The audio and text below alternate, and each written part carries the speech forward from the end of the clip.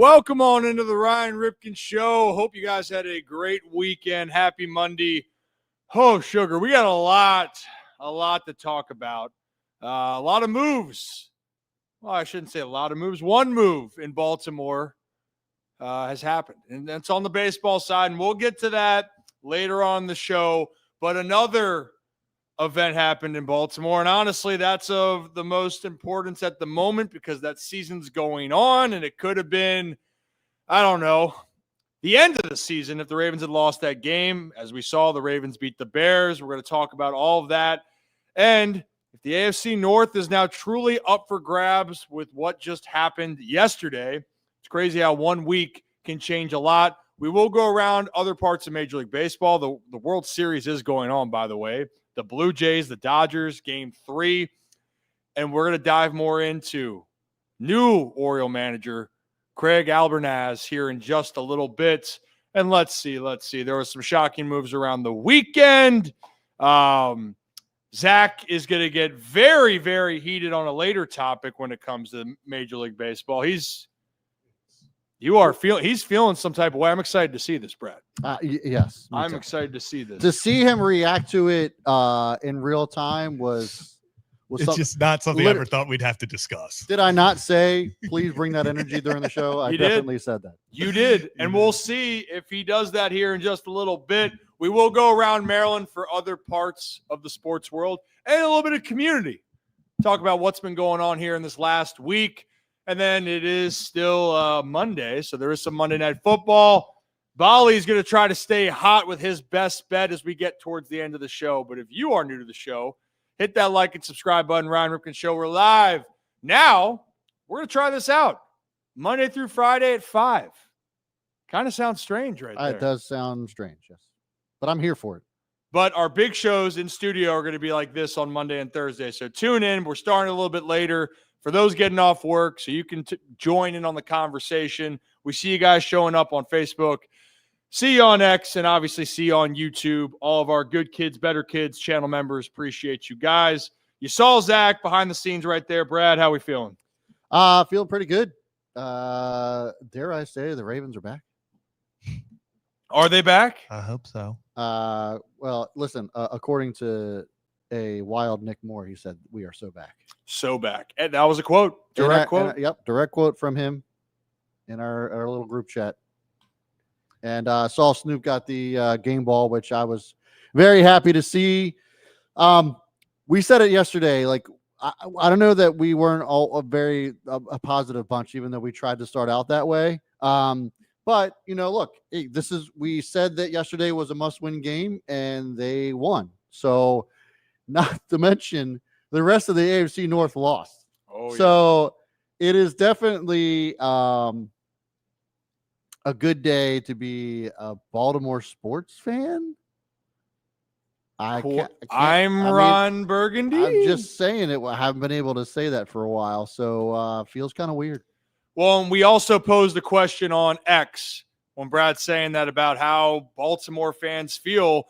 We made a post on X, on my Twitter account, that we're going to show some of the tweets later, the responses on how you guys feel. And that'll be a part of the Craig Albernaz reaction. Yeah. But, yeah, you got to feel happy because the Ravens won yesterday. And we talked about Snoop, and this will kind of be our Monday motivation as we go in, because I saw something looking back on the broadcast and also hearing that Tyler Huntley described not taking a moment for granted. Yeah. And that he felt like he was just grateful to be out there, and he's had a journey. In some cases, you can feel down on yourself, but you get in the moment, you appreciate the moment, and you give everything for that moment, and you could feel that energy.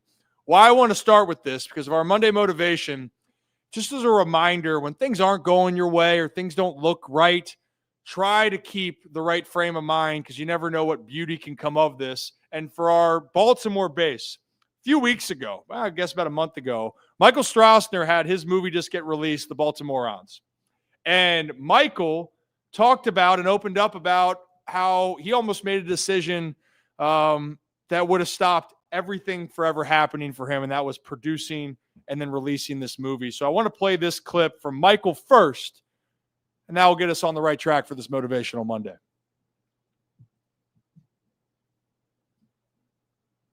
it's based on my life, and it opens up on a very difficult opening. I mean, I don't know, it's a trigger warning or a sense or anything, but it opens with a failed suicide attempt. And, that was my life. And that was the last time that I drank. And the movie deals with alcoholism, with comedy, with all these type of things. And it was the lowest point of my life. And the fact that I can make a piece of art out of that now, it's the most incredible journey I've ever been on in my life. It's been 7 years since that. I've not done this alone by any means at all. A lot of people have carried me through my sobriety, but I also never would have made a movie if I was still drinking. It truly has just been beyond my wildest dreams these last couple months. I mean, premiering the movie at South by Southwest, which is like a huge festival in Austin. My mom was at one of the screenings. She sat next to me. She's in the movie as well. She plays Darlene, which is Brittany's mom, and she forgot she was in the movie. So when she came on screen, she was like, whoa! And I was like, you forget? And then my dad came to another screening, and he just started to name all the people he was seeing in the movie. So he was like, there's Dell, there's Marty, there's Allison. And I was like, Dad, this is not a private screening. You have to actually keep it down. Like, we are surrounded by people. But to have them at this experience, and then also now to go back to Baltimore on September 10th and premiere at my home court theater, Senator, where like I saw all my movies growing up, and having so many of my buddies from high school, from college, strangers. I mean, we put the tickets on sale at the Senator. I think it sold out in like 700 seats in like a day or two, which is crazy for an independent movie. So we couldn't be more excited about. I mean, I can't be more. I mean, it's the crazy experience of my life, truly. So right there, why I wanted to share that message. Again, we are open here on the Ryan Ripken Show about transparency, and we're going to have moments throughout life where just things are tough, and you're pissed, you're upset, you're frustrated. Maybe there's a lot more going on, but you continue to battle through. And you stay in the moment. You stay grateful. Michael's a perfect example of this. We had him on the show here last month. And right now, he just mentioned of creating this movie, having then friends and family in it. And right now, guys, if you even go on Rotten Tomatoes, which a lot of people will search their movies, the Baltimoreans, 94% tomato meter and 83% the audience reviewed. So This doesn't happen if what failed to happen earlier on that Michael referenced. So be there for boy, Michael. Yeah, hell yeah. Seriously. We pick people up here at the Ryan Ripken Show, and we tear people down if it's Rocco to Sangro.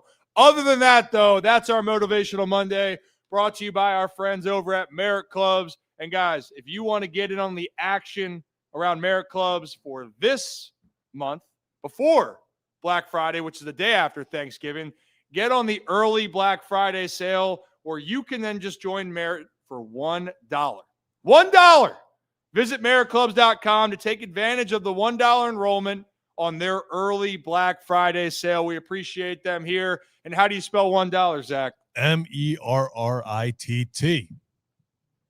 CLUBS. I'm going to figure out this switchboard, so sorry about that. Hey, we're good. I keep going back to me. Well, we did spell it right. How do we spell it? MERRITT. There I got it too is. confident. There it is. That's on me. It's on me. Hey, you know what? We love our community. We appreciate you guys. Now let's dive into the first topic of the day. We got to talk about NFL Sunday first. I know people want to hear about this Orioles stuff, but a lot of people, there was a happy Sunday if you're a Baltimore fan. Hell yeah. And we got a poll, Brad, right? To go to start this off. We do have a poll. Did I get it right? You got it right. Hey. Yeah, here we go. We do have a poll. Can the Ravens win the AFC North at 2-5? 56. It's actually split. I was a little bit worried about our Ravens fan base on just how much they were overreacting, but only 56% of the votes so far, with 46 votes in, say that yes, they can win the division, with 44 saying no, they cannot. So there is some optimism. Although I feel like if I was asking this last week, it would have been a lot more lopsided to the no side. But As we'd mentioned at the top of the show, all the AFC North teams lost yesterday, where the Ravens won.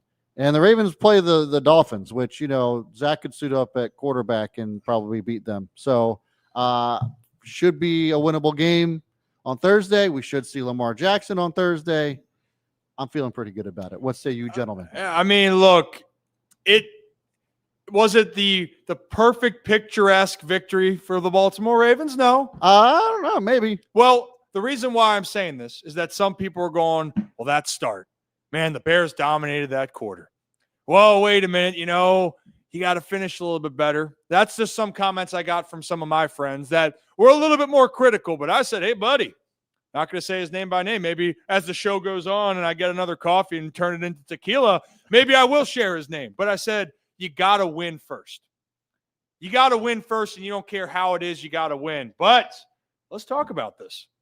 Ravens put up a 30 spot. Yes. First time they've scored that many points in ever. Not really, but it's been some time. And you felt the defense make plays. Yeah. They forced the turnover. Nate Wiggins. Yeah. Hey, Holy Nate shit. Wiggins right there. Hey, About buddy. damn time. It's about damn time. And the Ravens, after the Bears did dominate that first quarter, they were converting on third downs. But when the Ravens bent, they never broke. Yeah. They kept the Bears out of the end zone. And then Tyler Huntley, man. And that's why when we started this off of talking about how great of a story it still is for Tyler. And people can go, why wasn't Snoop the backup from the start? Completely different conversation. But Snoop, when the Ravens needed him, and everyone was wondering, can this offense do anything without Lamar Jackson? Can they get anybody else involved? The answer was an astounding yes. Zay Flowers had a good game out there. We saw a little bit of Mark Andrews earlier, but how about Derrick Henry running the football, wearing down the team? How about Keaton Mitchell getting in there and having some explosive plays? And then on top of it, Tyler Huntley made plays with his legs and took care of the football. Zach, our biggest thing going into this game. Yep. If Baltimore takes care of the football, no matter what, the game would be close. And you know what it turned out to be? It turned out being the Ravens ended up walking away with this game. Not that it was still close in the fourth, but they made big plays, and a big reason was they didn't shoot themselves in the foot. Yeah, I mean, how many times this season you can look back to so many games, and it was like the Ravens were in it, the opportunity was right there, and then a back-breaking turnover kind of cost them. Or even if it wasn't that they necessarily gave it away, a big play by the defense, by the opposing defense, changed the course of the game. And we sat here yesterday pregame, and we just harped on it over and over and over again. The Ravens had to play clean football without Lamar Jackson to have a chance to win. And we can talk about the defense and the turnover for Nate Wiggins, but I got to give them credit because the Chicago Bears absolutely dominated that first quarter, unlike I've seen. I mean, it was like deja vu. It was, here we go again. This team has no fight. Here come the Ravens just getting trounced by another team. Bears hold it for about 12 and a half minutes, but the biggest outcome from those is that very easily could have been 14-0. Mm-hmm. But this team didn't blink. They bent, but they did not break. Mike Green with a massive sack on 3rd and goal to really keep it. Okay, now it's 3-0. They hold them the next time after going 3 and out, only using about 2 minutes of clock. Go Herd. Yeah, go Herd. Go Herd. Go Herd, baby. Hey, we save them for the big moments. That's all I'm saying. So, next thing you know, it could very easily be 14-0. It's 6-0. The Ravens drive down the field. Derrick Henry finds the end zone, first touchdown of the game. And you're up 7-0. But that very quickly, if they were down 14-0, and Kevin and I talked about this late last night, if they're down 14-0, I don't think they're coming back from that. I just think where they were mentally, if that went to a 2-touchdown game, we wouldn't have been in it. It could have gotten ugly pretty fast. But holy crap, did that defense, they buckled down. They, dug in, and they did not break. And over, that was the biggest thing. If they were in crappy field position, they didn't break. If the other team, Chicago got a big play, they didn't break. Honestly, the biggest part of that, whether you want to say it was high leverage or not, because of game was pretty much over. Bears got down to the 2-yard line with a minute 20 left and could not get it. We would have had a an onside kick with potentially, we saw onside kicks went against the Ravens last year. You know, it wasn't a sure thing. Defense did an incredible job. I could not talk about them enough. Super ecstatic for them. And yeah, hell yeah, Nate Wiggins. Ravens decide to punt, play the field position game instead of going for it or maybe kicking the long field goal. A lot of people are like, why the hell are you trusting this defense? And Nate Wiggins silenced a lot of people, gets the interception. Ravens get a touchdown, put it back up to 2 scores. And that was a big moment. I will say that my butthole puckered up a little bit in the fourth quarter when DJ Moore had that big reception. Oh, it was here we go again. Yeah. The amount of texts that I got from you got to be freaking kidding me. Yeah. And I was a little bit delayed on it because I didn't get a chance to go yesterday. And I'm like, what do you mean? What do you mean? Are you kidding me? And all of a sudden I see just Caleb throw it up there, and then there's DJ Moore. I was going to say, okay, now that it didn't hurt us anything, I can admit that was one of the coolest catches. Yeah. I was like, holy shit, DJ Moore. But to your point with the defense, look, we talked yesterday about how good this rushing offense was for the Bears, and they were held to under 100 yards rushing all day long. Caleb Williams showed his true self, no touchdowns, an interception, 25 for 38. Still not that guy. And you know what? The Bears, you know, hey, they're not good. Listen, the Bears are not good. They are, and I heard Ben Johnson talking about it. He was saying, really, the next year when we can look at plays and evolve after that, is where we really feel we can take that next step. If you're a Chicago fan, you're still worried because they started 4-2 last year. Yep. And then they lost a lot, and not a little bit, a lot, but the structure of which they have this Bears team under Ben Johnson feels like it's going to be different. But for the Ravens, this is a game that they were supposed to win, and they won. Yeah. Now you're facing a Dolphins team on Thursday night, which maybe Lamar Jackson, new era, will be back. We don't know. But if you're a Ravens fan seeing what Tyler Huntley did, you got to feel confident that you go and win your next game, 3-5, and you could really start to gain momentum. And it doesn't matter how you do it. Because we could talk about style points. Hell, you think the Bengals care about style points if they had just held on to beat the Jets? Hey, the Pat Ricard also being back was big. That was beautiful. And I think I talked about this last night with Kevin. Lamar Jackson missing this game was the best possible thing for this team because if you would have gotten that win with Lamar, now I'm not saying like, I wish, I'm glad Lamar didn't play. Would love to have Lamar 100% healthy. But I think if they go out there and they would have won the exact same game, they a little ugly, but they found a way to win. Lamar's back. Okay, they get over. It would have been, okay, Lamar saves the team. If this team doesn't have Lamar, they're ass. They proved to themselves, the Bears, hey, they're coming off 4 wins. They found ways to win. And even when it was ugly, this team without Lamar Jackson now gets to sit there and go, hey, we can win damn ball. Like, it was almost like a reminder of, wait, hold up. We're supposed to be a damn good football team. Mm-hmm. Like, it's not just one person. It's the entire team. It's all 54. So you go out there, you win without your All-Pro, your MVP quarterback, Lamar Jackson. Now you get him back, and this team has confidence. Not just Lamar, not just Lamar's here to save the day. It's, wait, we can win without him. Now you add Lamar Jackson to this team. We got something cooking. We can go on a run. Mm-hmm. So I think yes, would have loved Lamar out there. I think it would have been a lot less stressful towards the end, maybe. But for them to win, for Snoop to, get the guys going, to go out there and find that win. The defense stepped up. Defense played fantastic. I saw some people on ESPN talking earlier this morning. They're like, there are more positives to take away from the Ravens defense than necessarily negatives of the Bears offense. So, they played a fantastic game for 60 minutes. And I think that is the confidence boost this team needs to be like, hey, we get Lamar Jackson back and we're playing with confidence.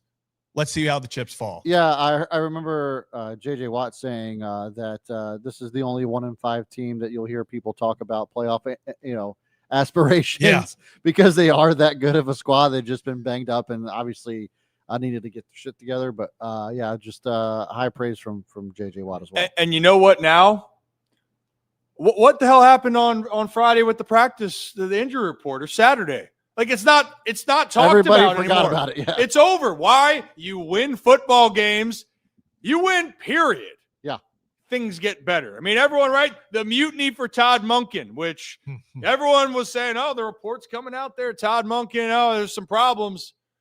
You win games, these problems will evaporate. When you lose, everyone's going to try to see the holes in the armor of where it is and try to blow that thing open. But for right now, if you're a Ravens fan, you got to feel good because it was a huge, huge Sunday for Baltimore. You win the game.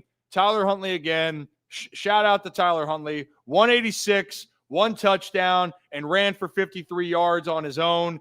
Only took 2 sacks, protected the football. That's great. And the defense now for 2 straight games has allowed 17 or less points to winning teams. Even though the Bears are maybe not who people think they are, we'll find out.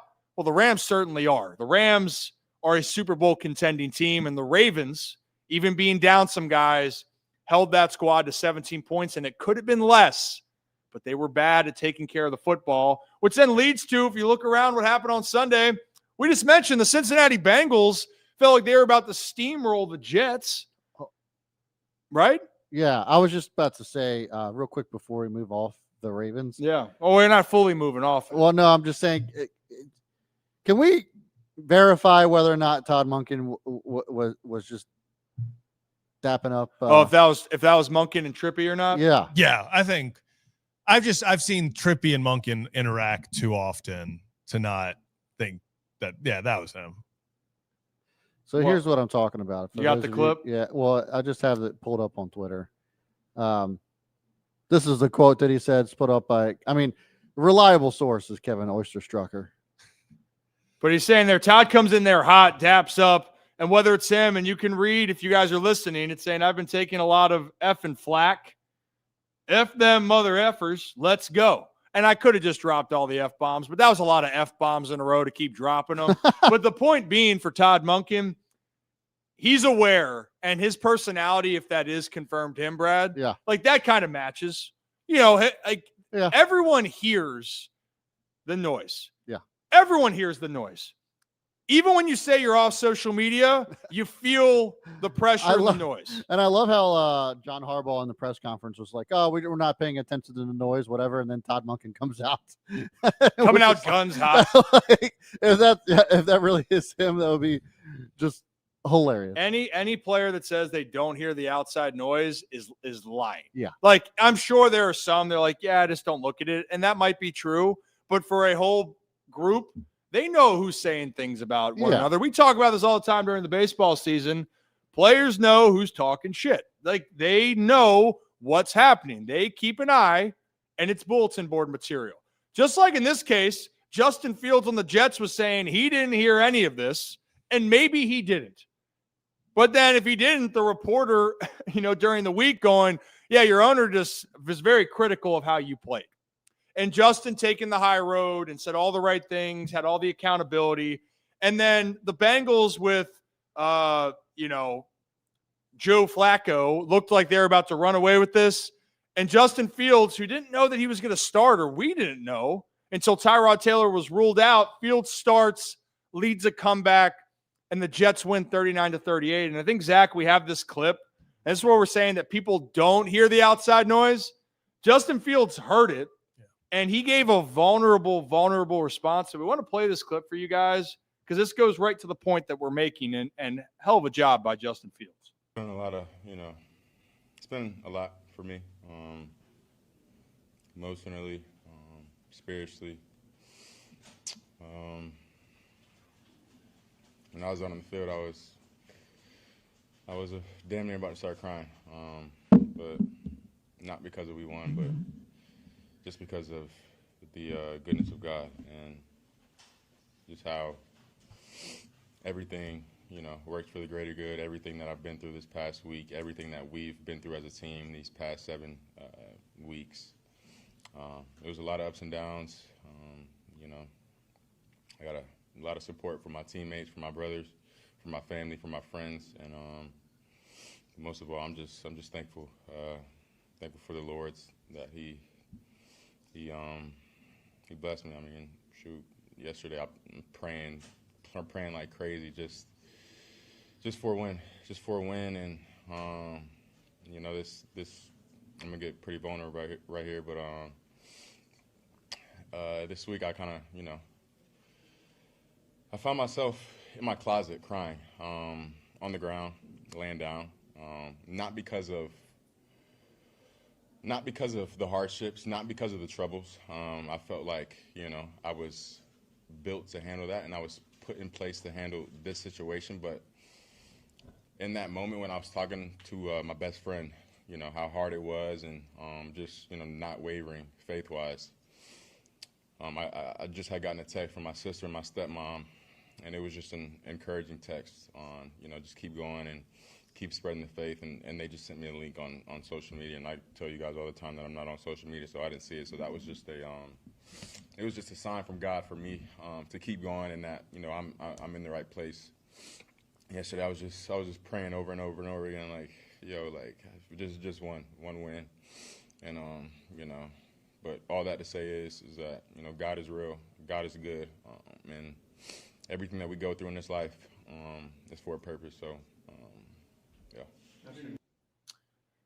So I thought that just was really cool. And sorry, Brad, I didn't mean to take that off. I'll let you do that so I don't mess it up. My bad. Put me in the driver's seat. Yeah. But the point there, for all the reasons, it's been a rough year. It's been a rough career so far for Justin Fields. New head coaches and offensive coordinators, it seems like, every single year.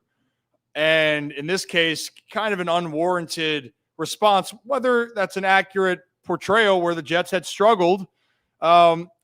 The question of how it all happened, it was putting the blame on one person, that all he was trying to do was go out there and have success. And he did. They had their best offensive game of the year, which, by the way, it's the second time that Jets offense has put up 30 or more points.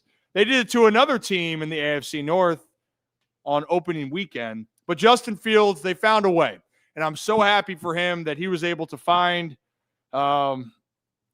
the strength to battle through in a situation that felt awful, and it came through. And also, if you guys believe in, you know, divine intervention, or you believe in a higher power, I also think the Jets had someone else on their side yesterday. The news that Nick Mangold, longtime Jets center, passed away. And you were hearing the message about you're playing for someone as well that was a big member of their community and organization. You know, you always feel like that can give you an extra boost. And I believe in that wholeheartedly. I do. And the Jets stunned the Bengals. And I mean stunned. And that's where it leads to this conversation. Because, Brad, guess what? It's Monday, so we can overreact or we can not overreact. Yeah. But I think the overreaction question now is not that can the Ravens win the AFC North, but will the Ravens win the AFC North, Brad? And I think, what say you? I think it makes a lot of sense. We're looking at the schedule, and I think even if the Ravens finish, let's say 11-6, something like that, even 10-7 could win the division based off of how we're seeing the rest of the division play out.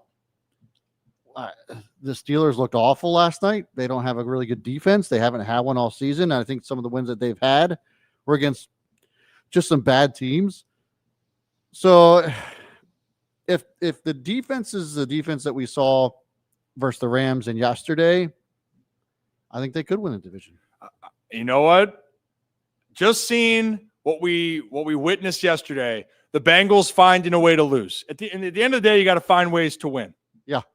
The Bengals, after having their signature maybe turn of the season moment against the Steelers, 10 days prior to that, they lose a shocker at home. Now they're wondering what's happening moving forward. And then you're looking at Pittsburgh where, you got this big lead in the division. You dropped that game in Cincinnati. You welcome the Packers to Acrisure. It's still Heinz in my mind. I know that's not the proper. It's still Heinz to me, too. It still is. And isn't it Heinz Field at Acrisure State? It's one of those things. It's one of those things. So, I think it's still. But you know what did happen? The Packers went in there, and after the Steelers really did take control and were the better team in the first half, winning 16-7, it was all Packers in the second half. That defense for Pittsburgh didn't make adjustments, which we had seen so far this year. Their only signature performance for the Steelers on a victory right now looks good as beating the Patriots. That's it. But Zach, overreaction? Well, first, before I get into the Ravens thing, can we just all admit the Renegade thing is the most just past its prime gimmick we've ever. It looks like I saw someone put it out. I think it was Jack Settleman, and it's true. Renegade now gets about as loud as a usual SEC football game on a third down in the second quarter. It just, and then coming out of it right away, they beat Wilson beats TJ Watt to the edge for a gain of like 15. Just immediately like, boom, okay, Steelers Renegade, let's go. So I don't know. There's just something about the Steelers defense this year that just isn't there. Can the Ravens win the North? 100% they could. And it's not because, I've said this before. It's not necessarily because it's like, oh, they're so good and like, yeah, they can run the table and all this. I just don't have any faith in the Steelers whatsoever. I honestly think the biggest threat is still if Joe Flacco can keep the Bengals at around 500 and then Joe Burrow, he comes back like that. I think that's the biggest threat to the North because I just can't buy into this Steelers team. Like unless they get some weapons, you double DK Metcalf and it's like, what are they doing? They're throwing it to one of their 4 tight ends.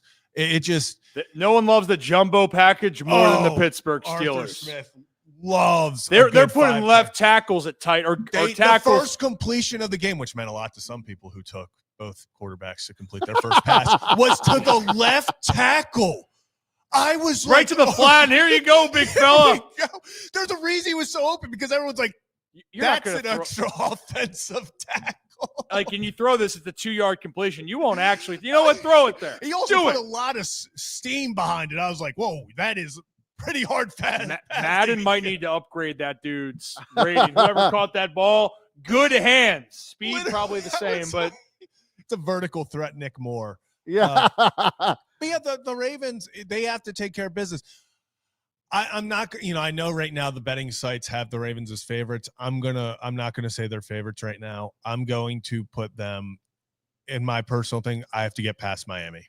A short week in Miami. I'm sorry. It's a because trap. I'm sorry. I've seen this movie too many times. I mean, I'm so done with going into Miami on Thursday night to play underperforming Dolphins teams. It just scares the crap out of me. It's a trap. Hold on. I hear you, but if I told you, let's just take all the records away.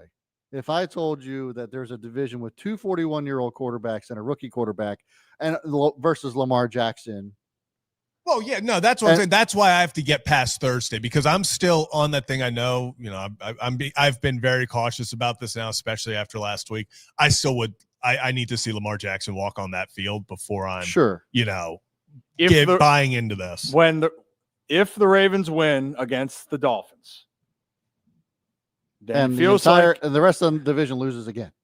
Yeah, and the Colts play the Steelers, and the Bengals play the Bears. Which, who knows at this point in time. One thing's for certain, Joe Flacco will target Jamar Chase 28,000 times. Okay, guys, and T. Higgins. T. Higgins got a touch. He did. 19 targets to Jamar. I think Jamar has 42 targets in 2 games. Which you have him in fantasy. Hey, listen, you know what, though? Like, Joe Flacco hasn't had a Ferrari to throw to his entire career. So now he's just like zinging it out there. He's like, oh, my God, somebody can actually take this cannon. Literally. Joe Flacco is proving all this like game plan bullshit that it's like, oh, well, you have to scheme in. You can't just rely on one guy. Joe's like, I have the best receiver in football. Why am I not just going to throw it to him? Like, let's just give it to him. It's the opposite approach. I think I saw Shannon Sharp say, well, that's actually hurting the Bengals that he's just targeting them that much. I don't know. They just put up 38 again. So, like, throwing it to your best player and giving the ball to your best player is still a great, great, great game plan. And Jamar Chase is loving it. Well, yeah. And what are you kicking and screaming? Do you think they passed it to the other kids or did you pass it to the Italians? Yeah. Get it to the Italians. Get it to the Italians because why? They scored. That's your best game plan. The Bengals defense did not make the plays. You shouldn't lose a game when you give up or when you score 38 points. Oh, yeah. But they did. Sure. And so in that Unfortunately, case, we've been there, done that. the this year. Unfortunately, we know that too well. So the Bengals and Steelers, that's the true competition. Unfortunately, Browns, The Browns. Myles Garrett had 5 sacks in a 19-point loss for the Cleveland Browns. It's the first time in history a player has had 5 sacks in a game and his team loses by 3 or more points. And I want to emphasize the Cleveland Browns had 5 sacks by one player and lost by 19. Their quarterback had an intentional grounding, throwing a check down to the flat with no one in the flat. It's so happens to the best. You want to get Myles Garrett's reaction? do we want Myles Garrett's reaction real quickly? Let's play the Myles Garrett reaction real There you quick. go. It doesn't get any easier. Each week you ask me, so. How do you feel about your performance now? Does the loss diminish how you feel about your performance today at all, I guess? I would throw the whole performance away for a win. I believe him on that. Yeah. But it is very interesting. It went from I want out of here because I don't think this team can win. We hear you, Myles. Here's $40 million a year. You know what? I want to be here. I love it. Well, that's what I was gonna say. And Raise your hand if you feel bad for him. No, because you chose this. Yeah. And I, you know what? The only thing I'll say to be fair to him is that yes, when you get paid a lot of money, that's nice. You feel wanted by that team. But the other part is you understood that even though you want to win with this team and you want to win with them, that's what he's saying. Hey, I love the money. I want to win with you, but realizing that winning in the Browns has not been something in the same sentence for 40 years. It's been tough. It's been rough. But you know what? I don't know if it's going to get better this year. It's not. Myles Garrett might have 25 sacks on the season. I was going to say he's going to be the Joe defensive side of Joe Thomas. We talked to Joe Thomas, Hall of Famer, left tackle for the Brownies. I don't know if he was ever a part of any winning seasons, and I think he had 20 different quarterbacks that he was trying to protect. Yeah, he introduced himself to a quarterback in the huddle for the first time. Yeah, I mean that's how bad the Browns have been as a franchise since God knows how long. And Myles Garrett's just wasting his prime and his talent in that organization. I hope the money makes up for it for him. Yeah, well, and that was the case when you look at Micah Parsons. He was mad with the Cowboys. Yep. They traded him to a team that said, hey, we're going to pay you. So Myles would have been paid by somebody out there. But for right now, the Brownies are still the Brownies, and the AFC North is as wide open as ever. And to finish out the football conversations here, what do you have right now? Just because it just got reported. So we do now have more detail on Carson Wentz because I wanted to bring this up because this is ridiculous. Yeah. In the first half of the London game, 2.5 games ago, Carson Wentz suffered a dislocated and tore his labrum and fractured the socket. He played 2.5 more games while JJ McCarthy was recovering because he didn't want to. That's a gamer. Dude, that's you're unbelievable. If you watched him after every single throw he made, what was that, Thursday? That it was painful. It was painful to watch at home. It was painful to watch. That's a guy that if you're on his team, you understand that, he didn't give you the best performance, to go out on, but holy crap, did he lay it all on the line? Playing with a broken shoulder? Torn labrum. This is for Carson Wentz. For one thing that people can say, well, what could have been? He's bounced around for teams and hadn't put it together. Fair. You cannot ever judge or doubt his toughness. That dude showed up. He showed up for his teammates to help a rookie quarterback try to get healthy, which JJ McCarthy will play and be the starter the rest of the way forward. Reminds me of Tony Romo. Do you guys remember when Tony Romo played with a broken back?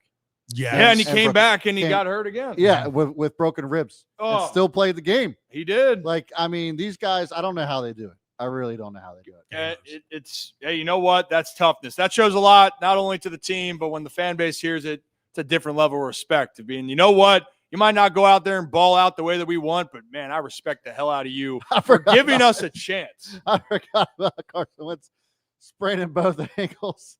That was wild, by the way, too. But the dude, this is I hate that so many people are gonna this is gonna be the Carson Wentz, unfortunately, that is remembered. This man was MVP until he got injured in 2018. Like this He man was was the reason he was the Eagles were supposed in to. position. It was supposed to be Carson Wentz league. Yeah. Like Yep. he was the next Brady. It was gonna be. Oh my god. He was unbelievable to watch during that stretch Yeah. too. And then Nick Foles comes in and just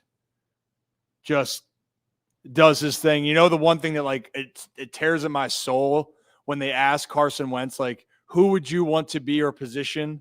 And he said, I would have loved to have been Nick Foles in that position. Of all the situations he could have been in moving forward and with his career, he said that run for Nick, he wished he had that because they won the Super Bowl. Yeah. But that was his team he was leading up until then. Last couple of football notes before we move on. I know a lot of people want to talk about baseball. Brad, I'll start with you.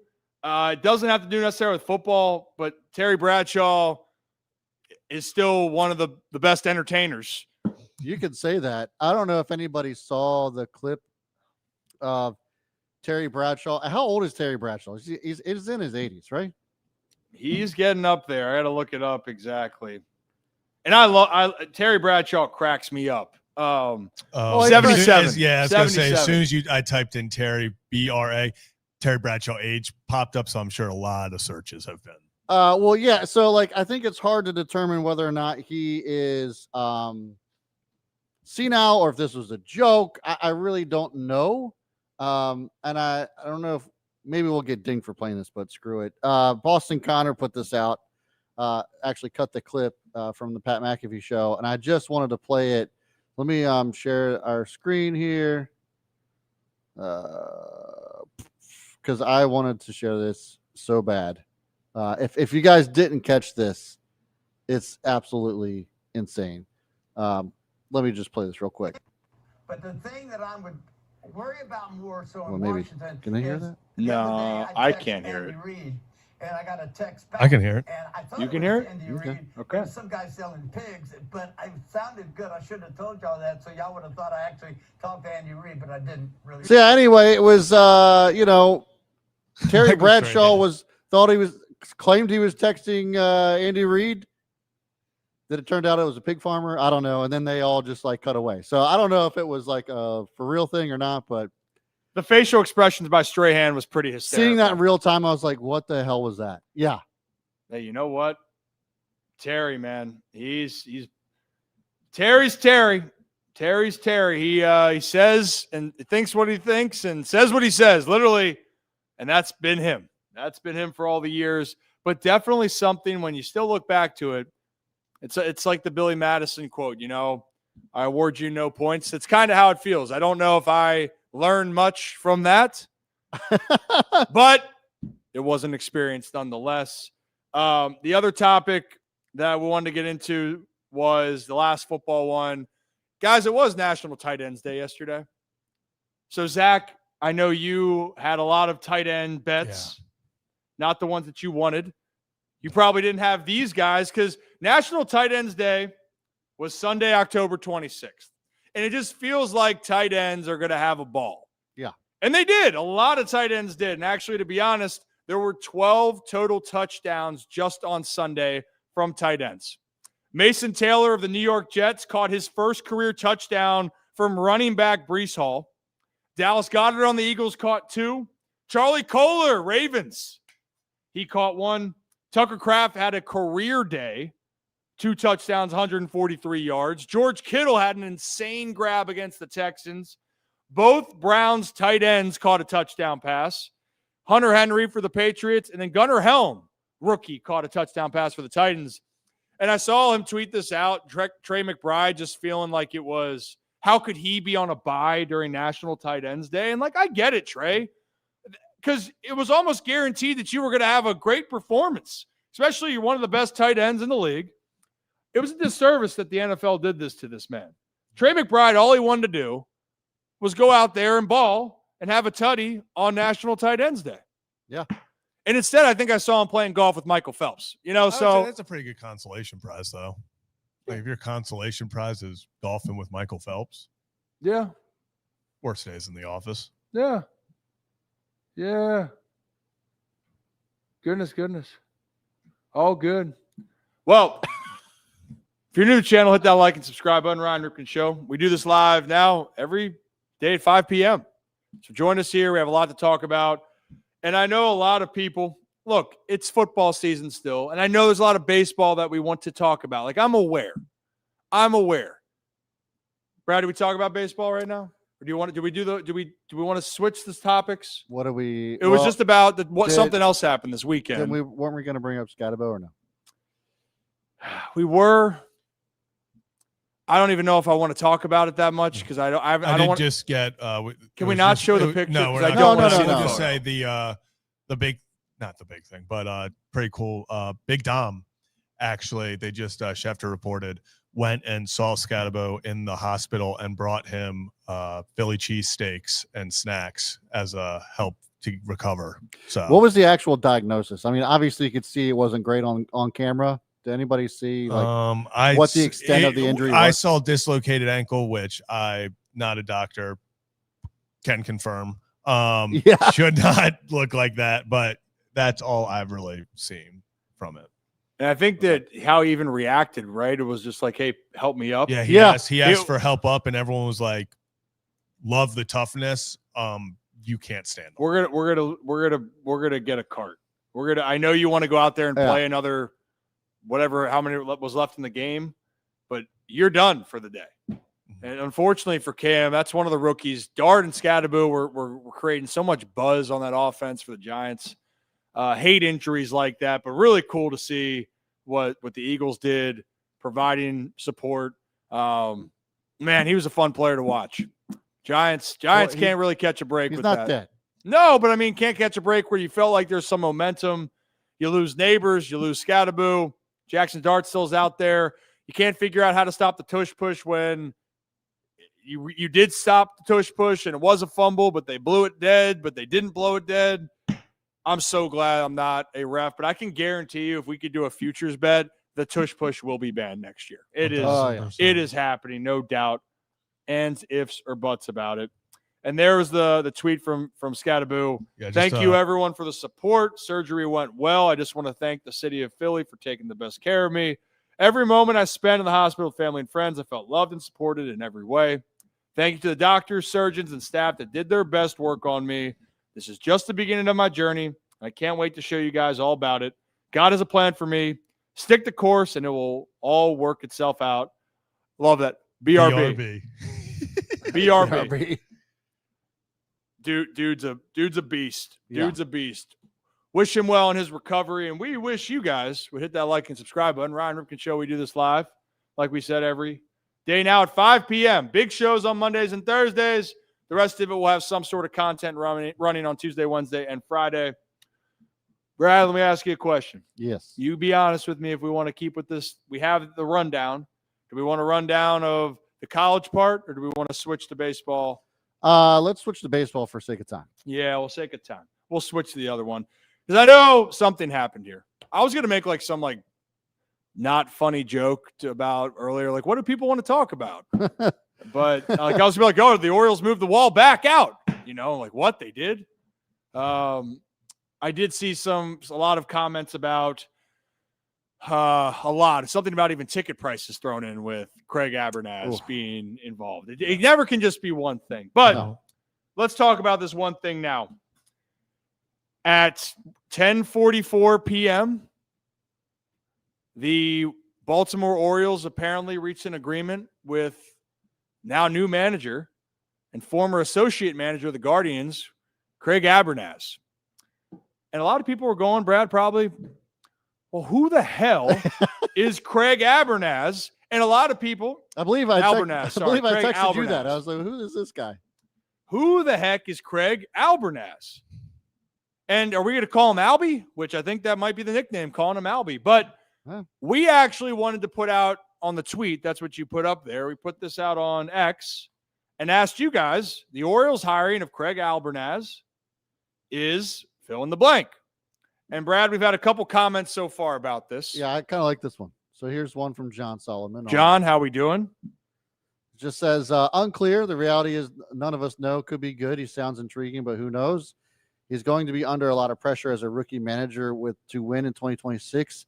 Hope he's up for it, and he seems personable. I like that. And I think there's some people that are worried, is this just going to be another person that's a yes man? Why aren't we getting a veteran manager? Or there's the, I'm indifferent, but I have optimism. So why don't we explain a little bit about the understanding of this deal? And it's always the ones that kind of fly under the radar. Now that it's happened, I can say this was the one name that I was hearing that was falling under the radar and that really wasn't discussed, right? There's no reports. Yeah. Well, you said yourself that you didn't know much about him until about a week ago or so, right? Yeah. And again, you don't know how serious this is, but this is what I do know about Craig Albernaz. Is that Craig, a lot of his time was spent starting his professional career with the Tampa Bay Rays organization. And what are they focused on? They focus on metrics. They focus on finding ways to win. That's been their model. That's been their MO. He had an opportunity then to go be the bullpen coach out there and catching coordinator or catching coach, bullpen coach out there with the San Francisco Giants on the big league staff. And then recently where he just came from was the Cleveland Guardians, where he was on Stephen Vogt's staff. And the Guardians, I talk about a team. If you look up in the dictionary, by any means necessary to win, the Guardians team is going to be right there in the dictionary. Mm-hmm. So what you're seeing is the options that we went through. Orioles could go veteran manager, stick with Tony Manzolino, or in this case, go with the next guy they believe is the next great big league manager. And Zach, Jeff Passan put out a tweet a year ago. Yep. Do you have that we can pull up? Yes, I do. 1 second. Yep. Here we go. When I move, you move. Just like that. So this is a tweet from Jeff Passan on October 31st, 2024. So almost a year ago to the day. Cleveland Guardians bench coach Craig Albernaz withdrew from consideration for the Miami Marlins job. He had done the same with the Chicago White Sox, and Albernaz will remain in Cleveland. And here's the important part. He is regarded by front offices as a future big league manager. So Craig had opportunities last year, but he said, you know what, whether it was the structure of the team, where things were, and how he felt with the Guardians, not the right move. Now, he was linked, Zach. Apparently, the Nationals had interest in Craig Albernaz. Yes. In this process. I don't think that would have been the fit. I think Craig was looking at a team that he believes could go help him get what he was hoping would be a great first start. And he could be the missing piece that can help get this young team going. I think something that, if you want to talk about personally, something that means something to me is he was not shy about removing his name from places he did not think maybe he'd have success with, or where he, you always see guys say, now they're waiting for the right time. I think it means something that he, had options, and he saw the Orioles opportunity this year and he felt like it was the right move for him. I think he sees the talent there. I think he understands how close the Orioles are and that they did underperform last year. Everything you read about him, and I don't, obviously you don't trust the fans for much, but I do think it's a good sign when you get a guy from, Cleveland, which is a good organization. They run things, and, they play good baseball there. And the entire fan base is going, oh my God, we lost him. Yeah. Oh my gosh. Like, holy crap. Like, rooting for you in Baltimore. Like, how many times have you seen somebody? I mean, you look at some people that have interviewed and the other fan bases are like, please take him. Please take him. Please take him. It was the opposite. This was someone where Cleveland fans were like, we knew this was happening, but we were hoping it was going to be another year of him. Like, I saw one tweet, because obviously I was looking through stuff, where there were Cleveland fans when they had won 9 straight a year or two ago that were saying he was the reason. Like, he was, his decision-making, his help in the clubhouse, in the dugout was a big reason. I've seen stuff about he was one of the guys who could challenge Stephen Vogt. He was a guy who'd be like, hey, I don't think we do this. He was a big part of that team. I think he's ready. Stephen Vogt came out, and I'll pull that up as well. Pull that tweet up. I think Ken Rosenthal spoke with Stephen Vogt just via a quote. And here it is that Ken Rosenthal tweeted out. Gardeners. The Guardians manager, Stephen Vogt, on Albernaz. And I quote, "It's not often you get to work in this game with one of your best friends.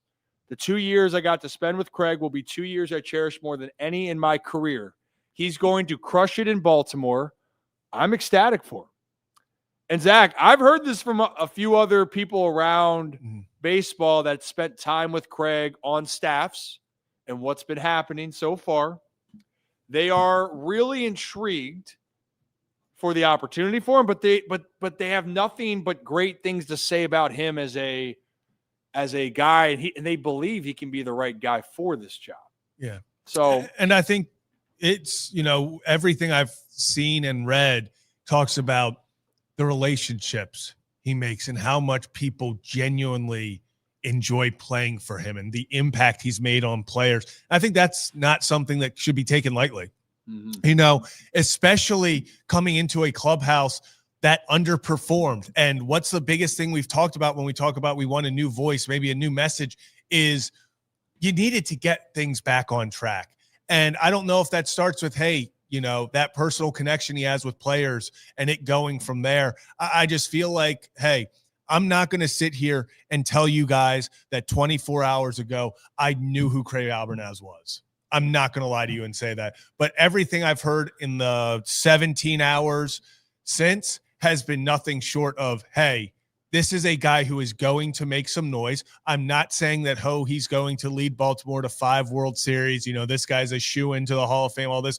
But this is a guy that was highly regarded across Major League Baseball as it wasn't if, it was when was he going to get the opportunity. And it wasn't going to be he's just given this by any team. It was he would have his choice. So he chose Baltimore just like Baltimore chose him. And it means absolutely nothing. But that Boston accent saying Gunna and Causa, getting the cockies, I mean, it's going to be incredible. I as soon as I heard him talking, I was like, that's my guy. It could be. And these are the positives here. And again, if you're new to this channel, hit that like and subscribe button. Ryan Ripken Show. We do the big shows right here on Monday and Thursday, but we are now going to be live every day, Monday through Friday at 5 p.m. to give it a little try, give you a little sample of things going on, whether it's always horizontal or maybe there'll be some vertical lives in this case. And for our channel members, I thank you. I know we want to be able to highlight some of our channel members, Brad, for this conversation. Yeah. How do you want to do that? We'll do that later on of just answering some of their thoughts and questions? Yeah, we're going to go to members only mode in just a moment. Okay. So for those that don't know, you want to explain that to them? Yeah. So, well, for those of you who don't know, it's pretty self-explanatory. I'm actually going to do it right here. So if you guys are not a part of the channel membership, you won't be able to chat in the YouTube chat for long. And then we open it up for our members to actually ask questions, and we'll, of course, highlight them. And if you want to be a part of the channel membership, hit the join button next to subscribe. We'd love to have you guys as part of the crew. So help support the channel and all that good stuff. And apparently now that you have iPhones, now that's good for iPhones too. Because iPhones are the superior phone, Brad, to Android? No, that's actually the opposite. I think that's what he said. That's Zach. not what I think that's what he said. But we are going to do that because this is a very longer conversation, not just with the manager situation, but I went on foul territory earlier today. We'll play some clips on that because it's more than just. Thank you for the applause. I tried. You and the naked fanatic, by the way. Yeah, I'm not going to lie. I grabbed the Fanatic because I was like, oh, hell yeah, the Fanatic. And then as I was putting him up, I was like, oh, he doesn't have a shirt on. But it was too late. I guess he's just matching with the Oriole bird. Pants are optional for the mascots, but I guess now they're mandatory for us. But optional for the mascots. Yes, mascots optional. Mascots. Tarp's off. Tarp is off for all the way. Philly Fanatic. All the way off. And I'll play a couple clips from what I talked about earlier on foul territory. But Brad, you and I discussed this earlier, and we were kind of looking at both sides. And you were talking about, with all maybe the unknowns or the optimism around Craig Albernaz, you have the other side that you wanted to kind of explain of why fans might be a little bit more surprised or not feeling as optimistic about a move like this. Yeah, I think I don't want to say for me, but and it may be a little bit of just hesitation of like, hey, there's this exciting new manager, and I want to be optimistic about it, and I really do hope that he does a great job, just as a fan of Baltimore sports.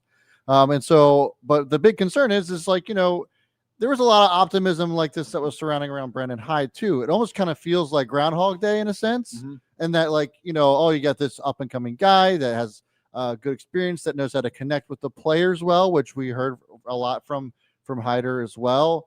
And so it's kind of one of those things that this guy is unproven, and it's almost as if, haven't we been down this road already before? And why wouldn't we go with somebody with a little bit more experience, maybe with a little bit more baseball feel that kind of complements the analytics side that of the philosophy that Mike Elias has. So if there's anybody out there that has those same feelings, definitely let us know in the comments. Well, and this is Joe just said right there, of people, of everyone, the ones that aren't or worried this is the same as Hyde was. Like, that's what other people would scream. Yeah. Because first-time manager coming in, and Joe, to follow up with that point, they were saying, if you're going to go first-time manager, what people would ask, why not go with Tony Manzolino? And that's honestly where it makes complete sense on the background and the work that Craig Albernaz and his resume, what he's created. Yeah.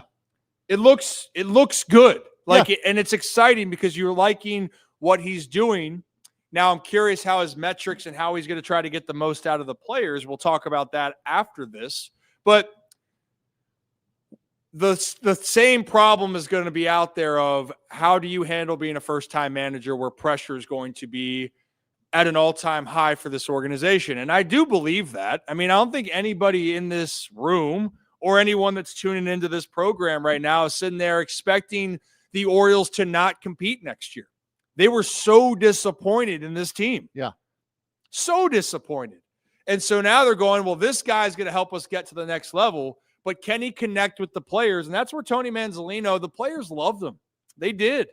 And I'll even, to be fair to Tony, they did ship away a lot of their main guys that they could at the deadline, including the majority of your bullpen. So, yes, I think it's a little bit skewed how the numbers ended, but the Orioles wanted to go with the fresh voice.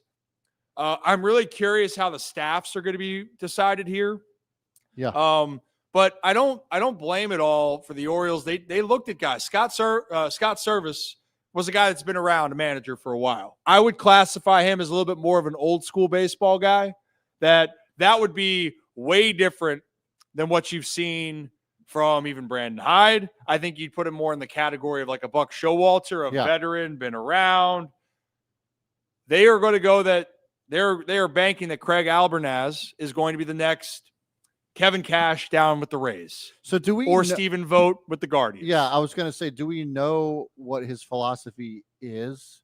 Because, one of the biggest issues that we saw with the O's, not just this past year, but even in years past, Rip, was fundamental baseball, just making the simple plays that weren't being made, especially last year, right?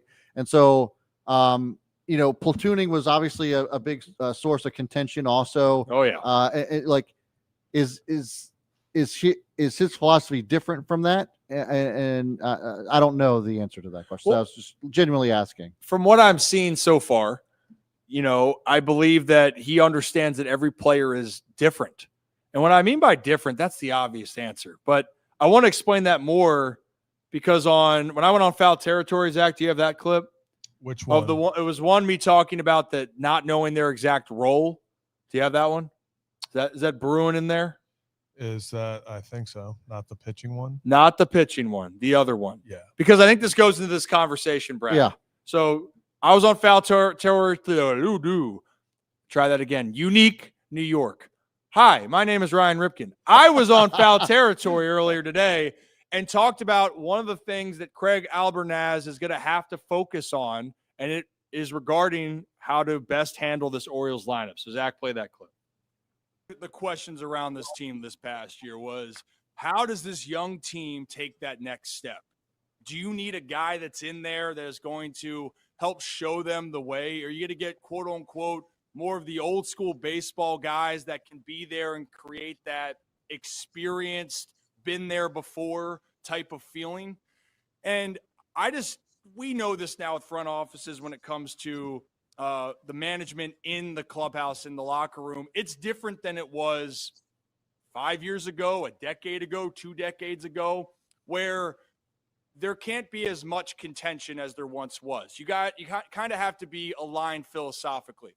Now, one thing I want to say for Mike Elias is I do believe this past year he sat there and went, what we have done hasn't worked, and we need to try to be more open-minded.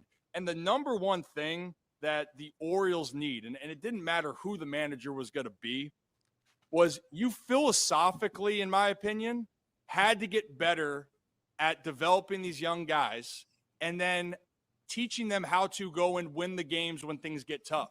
And I think that's a philosophical thing, whether you bring this manager in or it's being taught. But what's happening is there were so many guys in the Orioles that felt like they didn't have the exact role. There was a lot of the same type of hitters. We know in a lineup, you need the boppers, you need the guys that get on base, and above all, you need to find a way. And I think that there was a little bit of confusion. I think that there was a little bit of uncertainty with a lot of the guys, because the one thing this Orioles team does not lack, it does not lack talent, but I think philosophically it lacks what do we need to do to take the next step. So I think they're taking the bet that Craig Albernaz, young coach that is coming from the Guardians, who all they do is find ways to win, that he's going to connect with these young guys and help Mike Elias and this front office get the most out of them going into 2026. Man, I got to say, I look pretty damn good besides the hairline in there. Other than that, I look good. No? Jesus Christ. Okay. Well, if you guys heard what I said, I do mean what I say by that. And we're talking about roles. Brad, this is where it goes into talking about platooning and talking about lineup consistency, but more importantly, understanding that Jackson Holliday is not the same hitter as Adley Rutschman. Jackson Holliday is not the same hitter as Gunnar Henderson, and Colton Cowser is not the same as either of those guys. Samuel Basayo. They're all different. Yeah. But the biggest thing for a manager is to help people understand what the expectation is for you and how you can best develop. Because when you get to the minors or minors and you're trying to make it up there to the bigs, the development process right now is you're trying to get the most physical skills out of those guys. So for the Orioles, though, the hitting philosophy for them was try to figure out how to be the best with their awareness around the plate, which a lot of the Oriole players have a pretty good idea. But then it's, well, what type of hitter are you? Are you a guy that needs to get on base? And we're going to really focus on that. Or how about we got to get better at the little things, getting the bunt down, getting the guy over. Or we need you to be the guy that drives in the runners. So I use the Guardians because this is where Craig Albernaz just came from. And you guys, Zach, Brad, you already know where I'm going with this. They have 2 guys on their team that are their best offensive players. Stephen Kwan, Jose Ramirez. Could not be any different of players. Yeah. Kwan, the only thing that's similar with them is that they're gritty, hard outs. That's like a motto for their entire team. I was going to say, yeah. That's their motto for their team. But Stephen Kwan, his job, hey, Stephen, find a way to get on base. Make something happen. And then Jose Ramirez, hey, you get him in. Jose Ramirez has been one of the best RBI guys for years. He knows what his role is. And the other guys, hey, put together tough at-bats, make something happen. And for the Orioles, though, I'd argue they have guys that have power and the ability to leave the yard. But 1 through 9, the philosophy and what they're doing is very similar. You know, and that is where you got to figure out how do you get the most out of a guy like Colton Cowser? Because I still think Colton Cowser is a really good hitter. Oh, yeah. And he shouldn't strike out as much as he does. No. Jackson Holliday, I think, could be a good leadoff hitter, but he's got to also learn how to fill into that role. It all goes hand in hand. Gunnar Henderson needs to hit third. That's in my opinion. Gunnar needs to be the middle of your bat, your middle of your order bat. They have a lot of great pieces. The problem was those pieces didn't take the next step. Health plays a part in this, Brad. There was a ton of injuries. That's a huge part of it. But the other part was guys were in and out of lineups. They were shuffling up and down the lineup. And it just felt like it took a long time for guys to get in rhythm. And Craig Albernaz, one of his first things going to be, how do I get the most out of each player and make sure they are comfortable with what they have to do. So the Orioles are going to be expected, Brad, to go and win this thing next year, the AL East at least, but it's not going to be easy. Red Sox are going to be good. Yankees are going to be good. The Blue Jays, I mean, heck, they should be solid. Like, I mean, do they repeat? I don't know. That's a hard thing to ask. And then Tampa Bay. Tampa Bay is just going to be a thorn in the side. They always are. But all those teams have a certain philosophy that's in order with how they're going. Alex Cora, John Schneider's back there now, where his appearance, his perceptions changed as a manager now from what they did. Damn sure. Right? And then Aaron Boone, you can hate him all you want. The Yankees are still winning games. I mean, it's all right. Yeah. It is all right. Well, yes, that too. But Aaron Boone deserves to keep his job, in my opinion. He's got to have the right personnel, and he just hasn't had the right personnel. I hope he keeps his job. I hope he's the manager for the Yankees for a long time. Yeah. He will be. I agree. I think that would be fantastic. That's not the same. You didn't give off that same energy. I think I think the Yankees are very stuck in this. They are. They got an old team. Like, I just think the Yankees as an organization, top to bottom, are kind of, and it starts with, I think, Cashman. Like I said, I don't think it's all on Boone. I think organizationally, they are very they'll make the playoffs. I just don't know where their ceiling is. I think it gets shorter each year, just as guys get older. So Rocco, live from the warehouse. What's up, boys? Oh, you got terrible Your connection. internet sucks. Really? Yeah. That's a little bit better now. Yeah, you're back. Sort of. Rocco to I saying was fan of going the to show. make a brick wall joke, but the delivery would have absolutely sucked. So I'm not going to. Well, your internet sucks. Goodbye. Wow. Booted just like that. Rocco, your internet, can we get your better internet? Is there some way Yeah. we can do that? Look how pixelated he is. Look, you look like shit. Well, it takes one to know one, idiot. Hold on. Let's see. Well, it's good that this is great in this part of this. We're trying to have a nice baseball subject. Oh my god! I can't believe I should have screenshotted. We had that. He was stuck on it. I was Rocco, yeah, see, we're saying your internet is bad. You get better internet to come back on here, Rock. Can't wait to go back and screenshot that one. We need you. Is there any way, Rocco, if you can nod your head or not, if you can find better internet or not? Yes, no? Okay. That doesn't help the question here. What I wanted to, Kieran, I hope that we answer that one question, but analytics versus feel for the game, I think, is the one thing fans are also worried about, Brad. Yeah. Well, and that's why I asked the question that I asked, was because that's been the big question mark. And quite frankly, I think there's been a lot of fans that have been had concerns about the manager not really managing, being allowed to manage. A lot of micromanaging going on from people that are higher up. Don't know who those people actually are, but it seemed as if there was managers, hide whomever, had one hand tied behind their back. And so my hope for this, for Craig coming in, is that he would have a little bit more liberties with the squad. And the manager and GM, president of baseball operations, whatever you want to consider. Yeah. Michael Elias is still all of the above until he's not.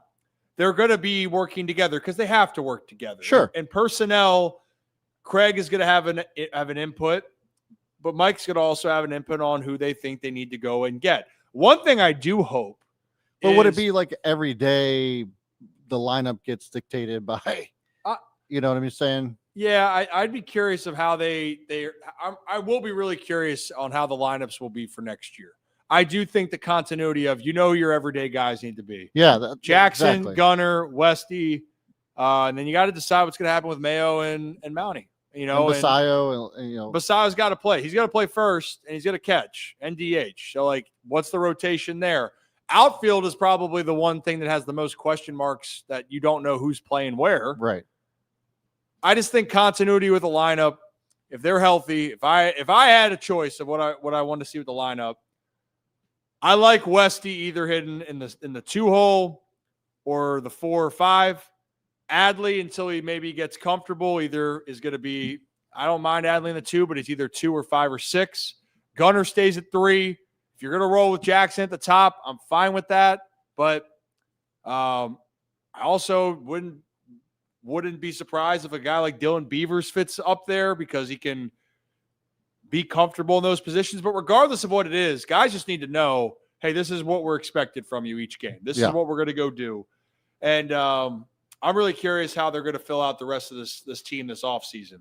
And I think some of the moves, Brad, might dictate of how much decisions were just Elias or getting more input elsewhere. And I do believe they're going to be a lot more open-minded to the players they bring in. I do believe on that. So I agree. Do we want to try to see if Rocco is back? We can try. Is that better? Rocco, part of the show, friend of the program. Hello.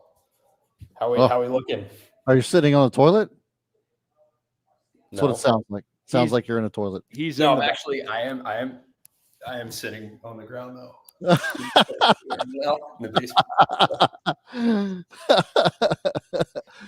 Well, at least the picture's better. That's all that matters, right? Yeah.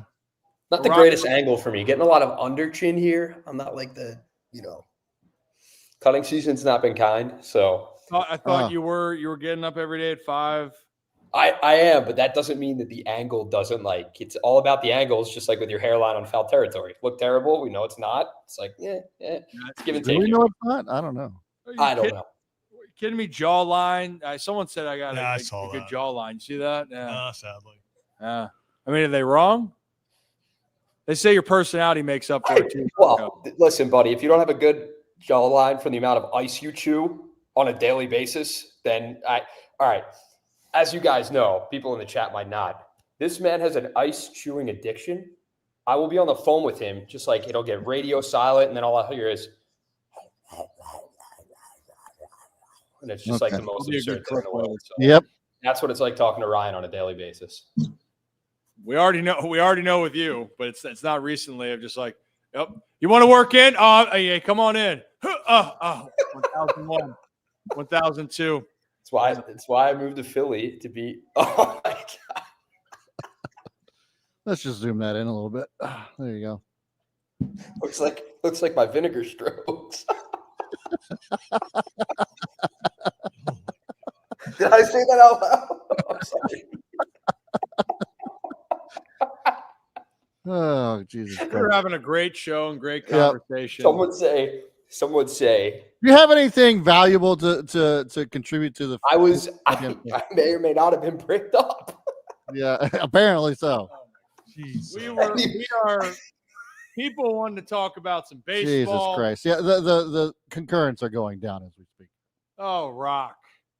Well, I know someone was very happy about how the Pittsburgh Steelers played this. Yeah, are we talking ball? Can we talk ball? Yeah, we'll talk ball. I'm sorry. No, hey, we love it. We just got a lot of people that we know are excited about baseball. Everyone in Baltimore is excited about how the Steelers played last night. But the Orioles have a manager, Rock. Very nice. Very nice. They have a manager. His name is Craig Albernaz. Yeah. Good talk. Nice. Good talk. And he's on the younger side too, right? 42. 42. Yeah. Charlie Morton and Craig are about the same age. Yeah, you were saying that he's what, like 9 months younger than him or something? Yeah. That's kind of crazy, man. Like that's like, I don't know. I'm a firm believer with these hires, let it play out. And when we get to the All-Star break, then we can decide on whether or not we want to run this guy out of town or not. If you're like, it's like, give him a shot because everyone is, I'm not going to say everyone, but a lot of people are going to either love the hire or hate the hire. It's like, take a deep breath, wait to make your decision on whether or not this guy's going to be good or not, because there have been so many times, baseball, football, basketball, where a guy gets hired and people are like, who the hell are we bringing in right now? Like I remember, it's because I'm in Philly right now, when the Eagles hired Nick Sirianni and he had his opening press conference. Remember how big of a disaster that was? It was like a train wreck watching him like fumble over his words. And the guys won one Super Bowl, taking a team to 2. Correct me if I'm wrong. It's like, yep. Yeah, exactly. So like, I don't know how I feel about this hire, Rip, until we get to that point. But hearing you talk about it and to hear that, you know, he's obviously a baseball guy through and through. He has some experience, and he's not just like, you know, you're not pulling him out of nowhere and bringing him in. Like, this is a calculated hire by the O's and the front office, and you know, it is what it is. So hopefully it pans out. You made actually a good point, which was a little bit surprising, but I wanted to point this out about the giving grace on the move. Now the move's made. He's going to be the manager. I think that we have to see what the construction of the roster will look like going into the season. That's a huge part of how we can view, because at the end of the day too, now, like, the pressure, there's a lot of pressure on the front office to get this right. And then for Craig, he wants to try to prove that he is the answer as the manager, because he's not just managing for, hopefully he can be the Orioles manager for the next decade. Mm-hmm. Your first opportunity can be viewed by others, both positively or negatively, but so much can happen through a full 162 of a season. And it might not be off to the best start. I think for the Orioles, you just got to find a way that you're seeing when you get into August next year. Are you in it or are you not? And if you're in it, then a lot of things are either moving in that right direction. But if you're not, there's a lot of questions that are going to be had here. But I think it's going to start with, what's the pitching rotation going to look like? Who's going to be in the back end of the bullpen? And then who also is going to fill out the rest of your bullpen? I'm not worried about that as much as the back end. Who's going to be your outfielders for this year? Tyler O'Neill should be back, but are you going to go out and get a bat? You know, there's so many thoughts that are so unpredictable. And Brad, I don't know if we had a chance for this poll. I don't know if we put the poll out yet. It is. It's been up. So what is the poll say right now? The Craig Albernaz hire is a great move by the Orioles, yes or no? And 80% of Orioles fans are optimistic and say, yes, it was a great move. I love that. It's funny how it went from, if Bruce Bochy's not the manager, or you don't go out and get a veteran, oh, what the hell are we doing? Now a lot of people are like, huh? Yeah. I kind of like this move. I like this guy. Came from the Guardians. Now, one thing that people actually focus on, Zach, is that, well, wait a minute, this is small market value, that they're going to play this way because they have to win games. Are they not going to spend the money? Like, right, that's a fear I saw online. Did you see that at all? I mean, people are always going to be afraid of whether or not, you know, teams, because you're right. I mean, the whole quote unquote small ball, you know, supposed to be, for some reason, is used as like a bad term about like, oh, a team's not good if they use small ball. Small ball is just a different way to win. Like, it's just a different strategy. It's like how some teams in football run the rock and the others can air it out. Like, winning is winning. And so, yeah, I mean, you look at some of these teams, what are the Jays doing right now? They're best average in the playoffs. Like, getting on base matters. Like, you could call it small ball all you want. You can say like, oh, like, yeah, they got to play some small ball. You know, these guys got to play small ball to win. No, they're playing small ball because they're winning. You know, it's like, if it wasn't working, you don't just say we're not good, we have to play small ball.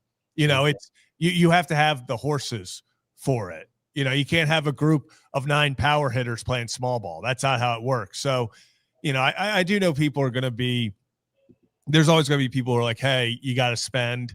You do. Like, you have to bring in good players. But just because it's like, oh, I hope the Orioles, this guy's coming from a small ball team. It's, you know, we don't have the guys, like, we're now a small ball team. That's not a bad thing.